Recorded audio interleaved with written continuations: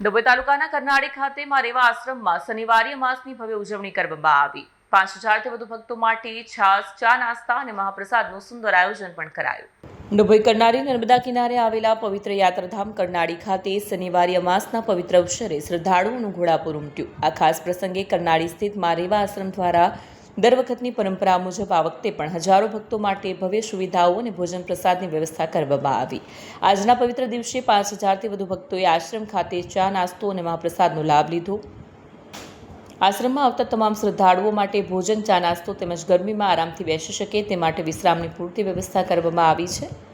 ભક્તોને કોઈપણ જાતની તકલીફ ન પડે તે માટે આશ્રમના સ્વયંસેવકો સતત કાર્યરત છે। વહેલી સવારથી જ ભક્તો માટે છાસ, ગરમાગરમ ચા અને નાસ્તાની સગવડ, વિશ્રામ વ્યવસ્થા, પવિત્ર નર્મદા મૈયાના કિનારે આવેલા માં રેવા આશ્રમની આ નિસ્વાર્થ સેવા જોઈને હજારો ભક્તોએ ધન્યતા અનુભવી છે। જય કુલ ભંડારી, જય માં નર્મદા। આજે વૈશાખ વદ અમાસ, આમ તો દરેક અમાસ પિતૃઓ માટેની જ હોય છે 90%। એમાં પણ આજે શનિશ્ચરી અમાસ છે।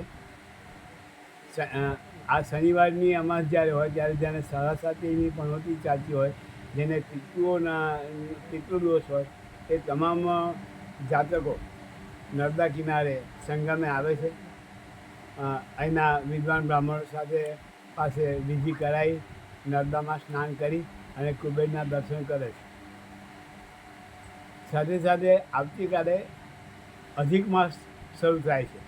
અધિક માસની અંદર પુરુષોત્તમ માસ કહેવાય એને, પણ એની અંદર એ વિશેષ વસ્તુ એ છે કે પહેલાં જે 10 દિવસ છે, પ્રથમ 10 દિવસ એ ગંગા દશહરા તરીકે છે, તે એ પ્રખ્યાત છે કે વર્ષની અંદર આ 10 દિવસ તમે હરિદ્વાર ના જઈ શકો, કાશી ના જઈ શકો, યા પ્રયાગરાજ ના જઈ શકો, ગંગા કિનારે ના જઈ શકો, એવા તમામ ભક્તો નર્મદા કિનારે ગંગા દશહરા ગંગાની પૂજા કરે છે। એ જ રીતના ગંગા દશહરામાં ના પર્વની અંદર નર્મદા માતાની પૂજા કરે અને માતાજીને નૈવેદ્ય સાડી ચડાવે તો એ ગંગાના સ્નાન જેટલું જ પુણ્ય મળે છે।